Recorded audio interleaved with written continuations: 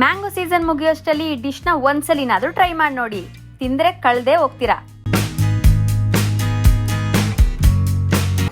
ನಾನು ಮೊದಲು ಒಂದು ಬೌಲ್ ತೊಗೋತಾ ಇದ್ದೀನಿ. ಇದಕ್ಕೆ ದೊಡ್ಡ ಸೈಜಿಂದು ಸಾಬುದಾನ ತೊಗೊಂಡಿದ್ದೀನಿ. ಇದರಲ್ಲಿ ಸ್ಮಾಲ್ ಸೈಜ್ ಇದೆ, ದೊಡ್ಡ ಸೈಜ್ ಇದೆ.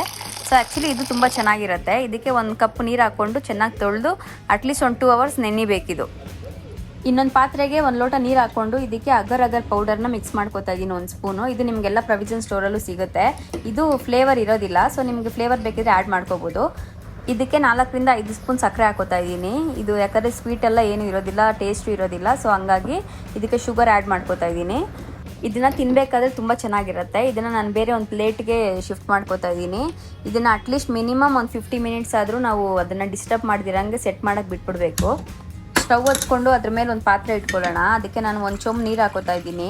ನಾವು ಏನು ಸಾಬುದಾನನ ನೆನೆಸಿಟ್ಟಿದ್ವಿ 2 ಅವರು. ಸೊ ಇವಾಗ ಅದನ್ನು ಚೆನ್ನಾಗಿ ಬೇಯೋದಕ್ಕೆ ಇದಕ್ಕೆ ಹಾಕ್ಕೊಳ್ಳೋಣ.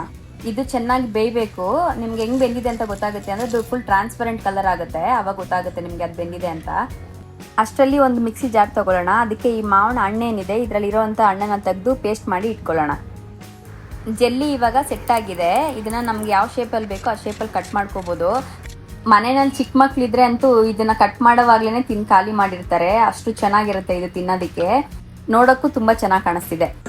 ಈಗ ನಾವು ರೆಡಿ ಮಾಡಿ ಇಟ್ಕೊಂಡಿರೋಂಥ ಎಲ್ಲ ಇಂಗ್ರೀಡಿಯೆಂಟ್ಸ್ಗಳನ್ನೂ ಹಾಕೊಳ್ಳೋಣ. ಮಾವಿನ ಹಣ್ಣು ಕ್ಯೂಬ್ಸಾಗಿ ಕಟ್ ಮಾಡಿ ಇಟ್ಕೊಂಡಿದ್ದೀನಿ, ಅದನ್ನು ಹಾಕ್ಕೊಂಡಿದ್ದೀನಿ.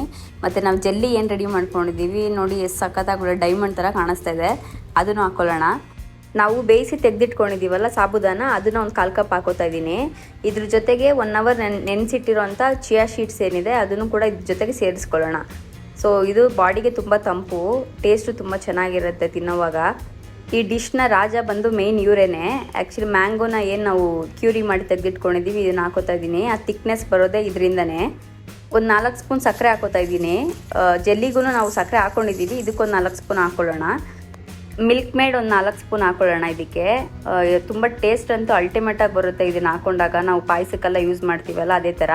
ಜೊತೆಗೆ 1 ಲೋಟ ಹಾಲು ಹಾಕೋತಾ ಇದ್ದೀನಿ, ತಣ್ಣಗಿರೋ ಹಾಲು. ಇದನ್ನು ಒಂದು ರೌಂಡ್ ನಾವು ಮಿಕ್ಸ್ ಮಾಡ್ಕೊಳ್ಳೋಣ. ಜೊತೆಗೆ ಐಸ್ ಕ್ಯೂಬ್ಸ್ಗಳನ್ನೂ ನಾನು ಇದಕ್ಕೆ ಆ್ಯಡ್ ಮಾಡ್ಕೋತಾ ಇದ್ದೀನಿ.